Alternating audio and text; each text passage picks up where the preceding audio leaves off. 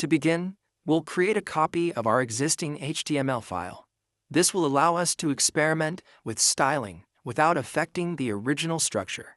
To do this, we can right-click on the original HTML file, select Duplicate or Copy, and then paste the copied file into the same directory. We can then rename the copied file to format-and-style-tag.html to clearly distinguish it from the original. We're going to dive into a simple yet effective HTML tag, the HR tag.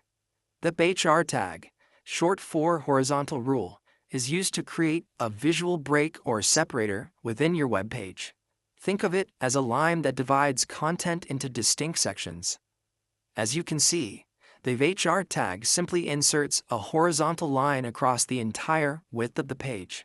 It's a great way to improve readability by separating blocks of text, headings, or lists.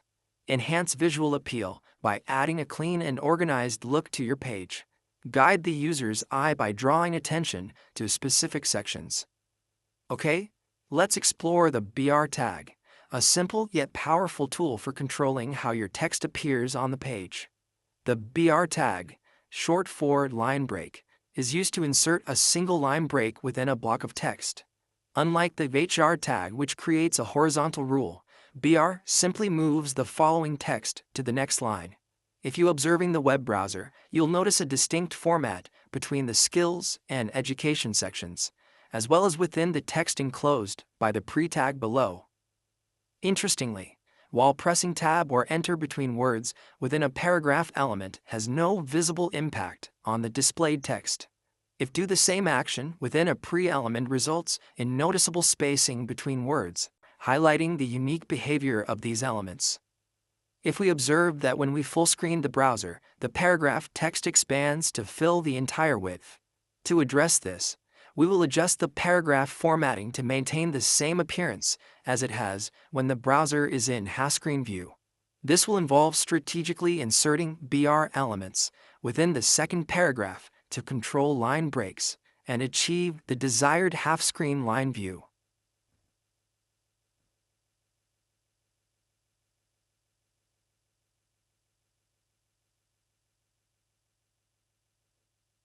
As you can see, the BR tag forces a line break after the first sentence, effectively creating two lines of text within the same paragraph.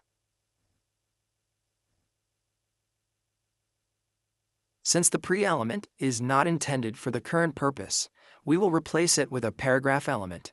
Subsequently, we will apply the same formatting to this paragraph as we did for the first education section. It's important to note that the BR tag itself does not introduce a line break in your code. The line break only occurs in the browser's display.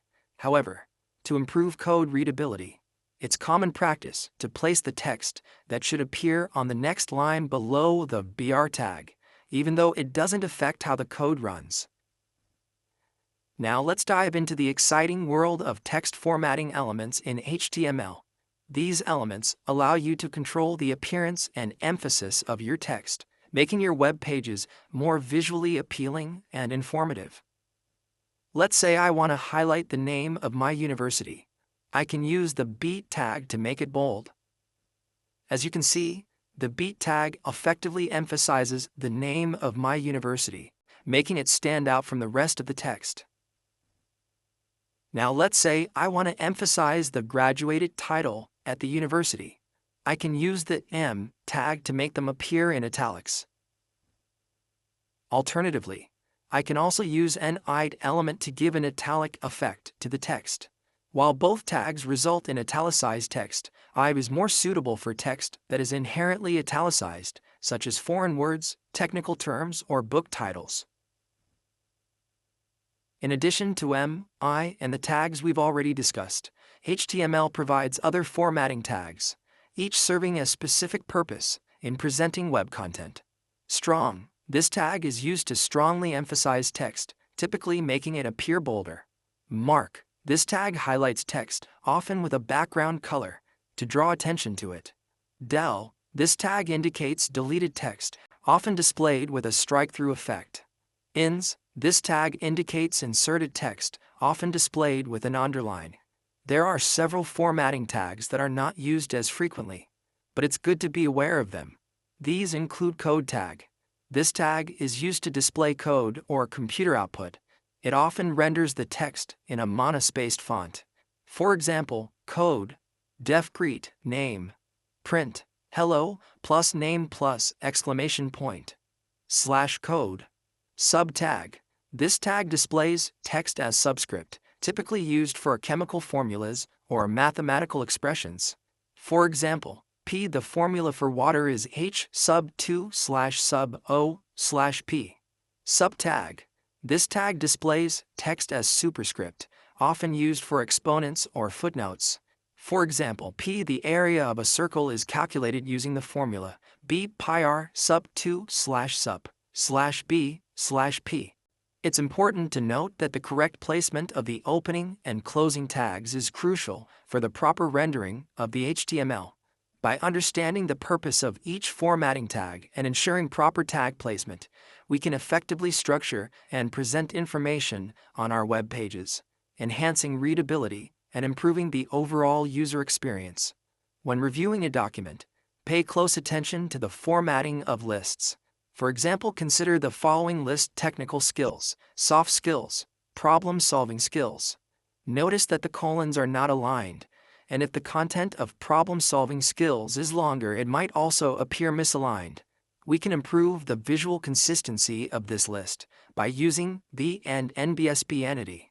The and NBSP entity represents a non-breaking space, unlike a regular space character, which allows the browser to break the line at that point, and NBSP forces the characters on either side to remain on the same line, even if it means extending the line beyond its normal container.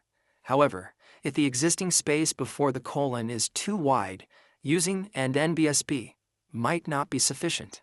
In such cases, we can use the and EMSP entity, which creates a wider space. Conversely, if the initial spacing is too narrow, we can use a combination of and HAIRSP or and ThinSP entities to achieve the desired alignment.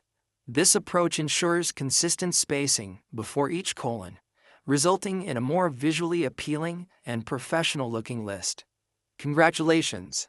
You've mastered the basics of structuring your web pages with HTML. Now, let's add some flair to your creations. To introduce you to the basic concepts of CSS, let's explore how we can directly style elements within our HTML code itself. We can use the style attribute to apply basic styling directly to individual HTML elements. This will give us a hands-on experience with how we can control the appearance of our web pages. The style attribute allows us to add CSS properties directly to an HTML element. For example, we can change the color of text using the color property. We do this by adding the style attribute to the HTML tag and then, within the double quotes, specifying a property color and its value, blue, like this. Style equals color, blue. Let's apply this to our section title. To make our section title green, we need to change the color value to green. The code remains the same, except for the value within the style attribute. Remember that attributes, like style, must be placed within the opening tag of the element. Always include a space after the tag name before adding any attributes. I might paste some code here to save time, but the most effective way to learn is by typing it yourself. So, please try to type along with the code that I've provided. If you notice extra space between the name and job title, we can use the margin property within the style attribute to adjust the spacing between them. This technique can also be applied to other elements to fine-tune the spacing and layout of your web page. To remove the extra space, we can set the margin value to 0. As you can see, we just add property and value. If within the tag there is already a style attribute, we add more properties and values after a semicolon. But if there isn't, we must add the style attribute itself to the tag. We also can adjust the font size for the P element by giving it the following style: font size 18px, font weight bold. Remember to separate multiple style properties with a semicolon. This demonstrates how to apply multiple style properties to a single HTML element using the style attribute. By adjusting the font size and font weight, we can make the size and boldness of the P element similar to an H3 element. Higher PX values generally result in larger text. If you're wondering what PX means, it stands for pixels. Pixels are just one of the size standards we can use. We'll also explore other units like M and rem, and learn when to use each one most effectively as we dive deeper into CSS. Now, let's style the body element. We'll start by setting the width to 600 pixels, adding a solid 2-pixel border, and including 30 pixels of padding. For practice, let's try styling a single-page CV using the HTML and CSS concepts we've learned so far. You can use the style attribute within HTML elements to adjust font sizes and colors for different sections like headings and skills. Add basic styling to elements like bolding for names and skills, and italicizing for job titles. Control spacing between elements using the margin property. Remember to experiment with different styles and see how they affect the overall look and feel of your CV. This exercise will help you solidify your understanding of inline styling and prepare you for more advanced CSS techniques in the upcoming lessons.